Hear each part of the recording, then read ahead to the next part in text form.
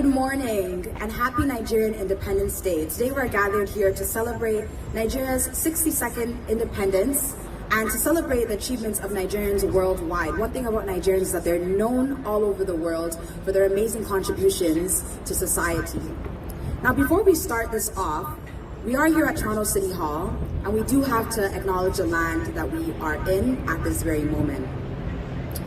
We acknowledge the land we are meeting on is the traditional territory of many nations, including the Mississaugas of the Credit, the Anishinaabeg, the Chippewa, the Haudenosaunee, and the Wendat peoples, and is now home to many diverse First Nations, Inuit, and Métis people. We also acknowledge that Toronto is covered by Treaty 13 with the Mississaugas of the Credit.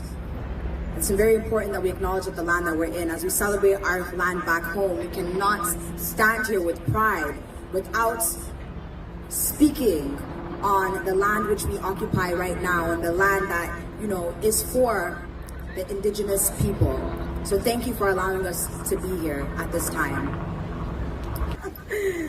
We're gathered here in Toronto City Hall today and we receive the full support of the City of Toronto, who is celebrating with us, the support of the Deputy Mayor Thompson, Mayor John Tory, and I'm sure many councilmen and councilwomen who are sending their regards and their support to Nigerians here in the City of Toronto as we celebrate our 62nd Independence Day.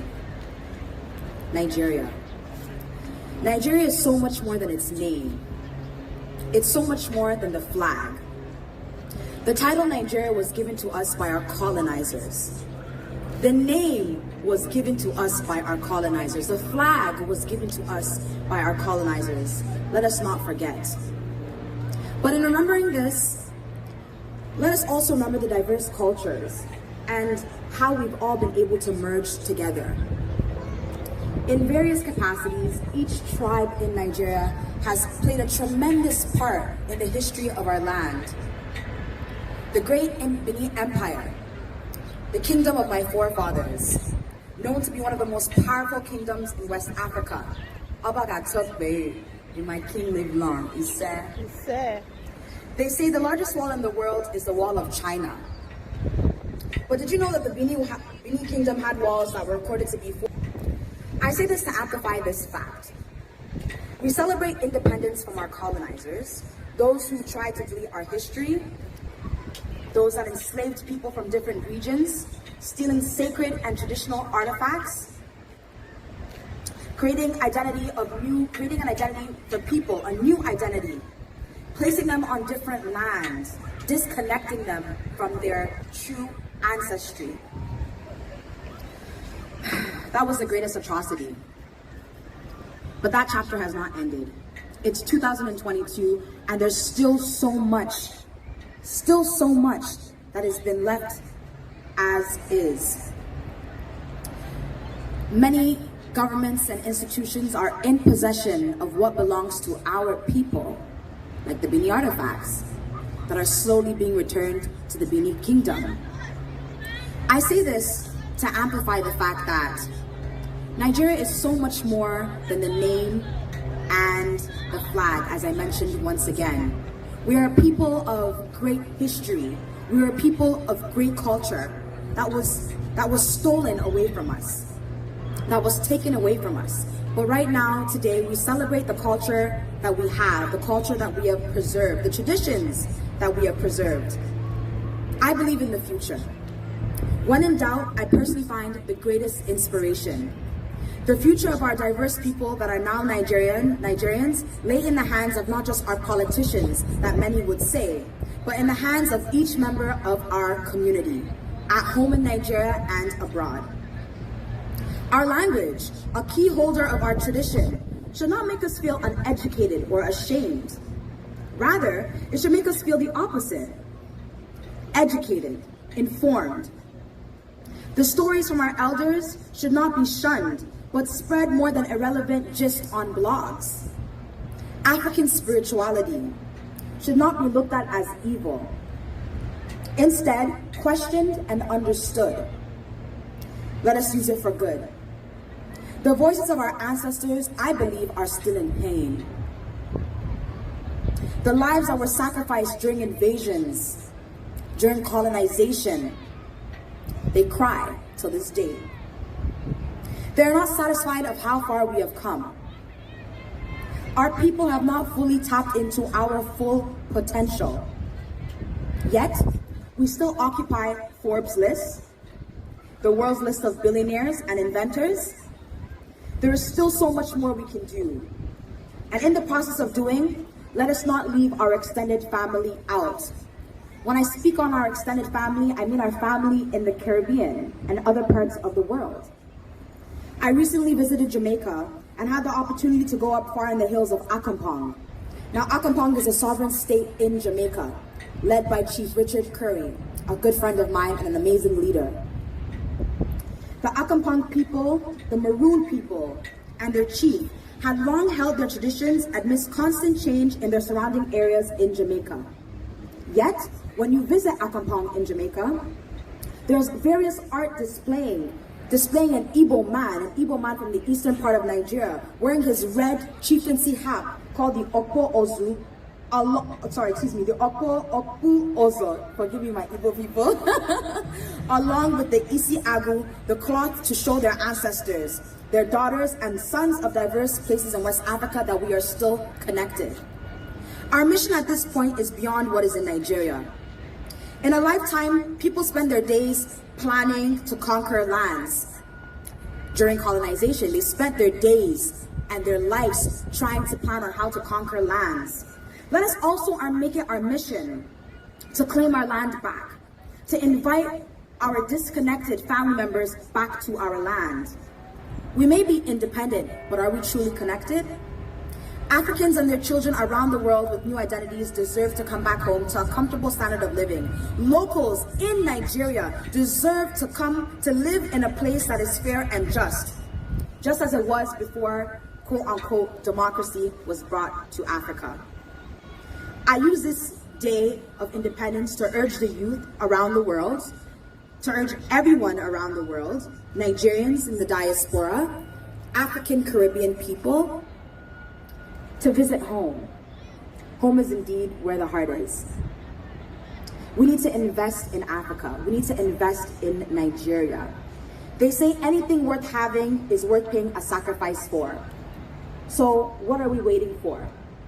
Why are we not occupying spaces? Why are we not asking relevant questions? Why are we not traveling back home to places like Nigeria the same way we would go to beautiful places like Mexico? So here's to challenging the status quo. Here's to challenging history and creating new history.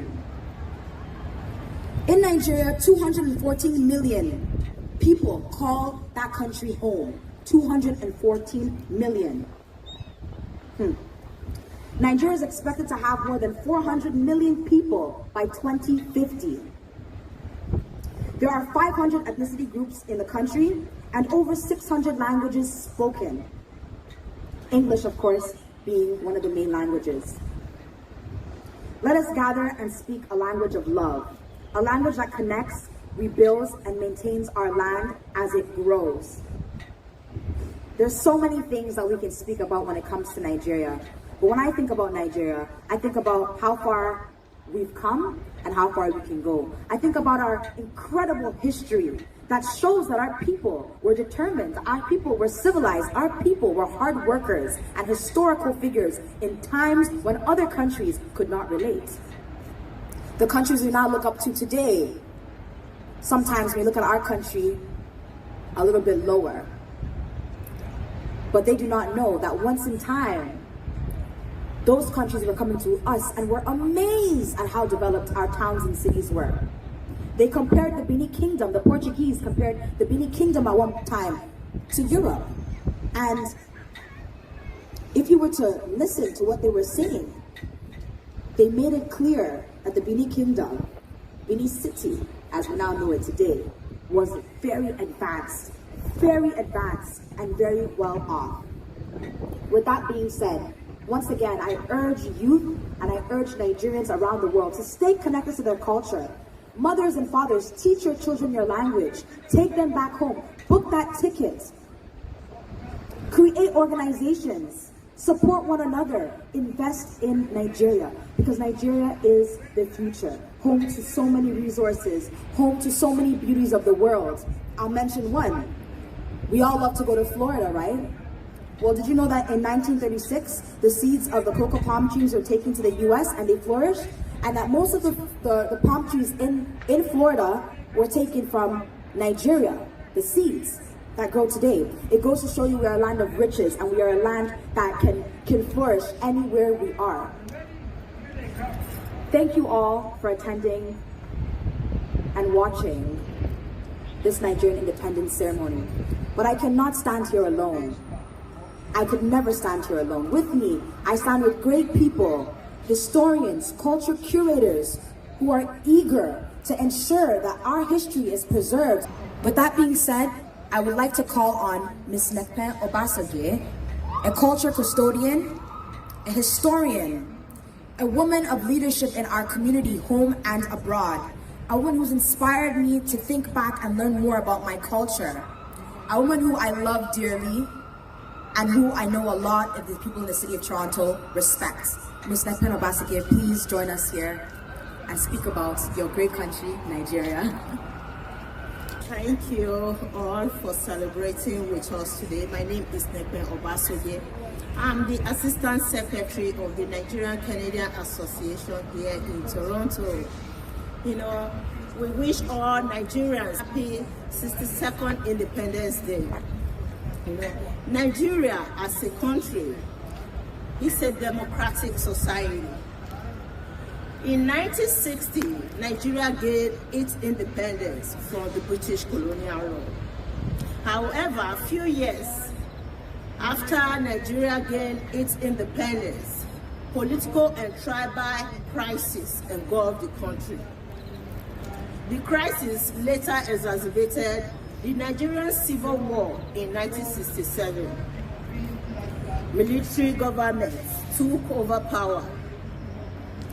For more than 2 decades, the country was under military rule.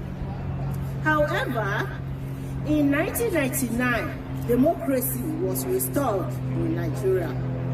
Since then, Nigeria has been maintaining a consistent democratic elections in the country. However, the political leadership of the country has not met the needs of the people. You know why this year's Independence Day is very crucial in the history of Nigeria?